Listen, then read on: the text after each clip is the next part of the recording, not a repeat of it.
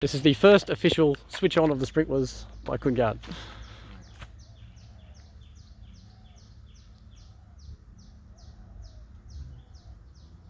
There you go.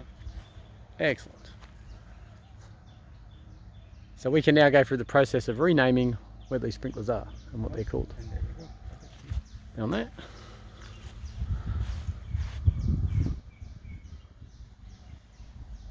Number 3.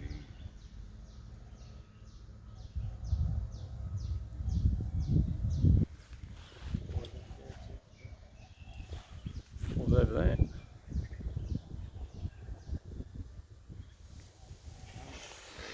Woohoo!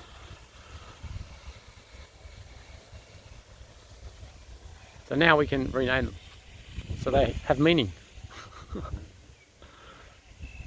Very good.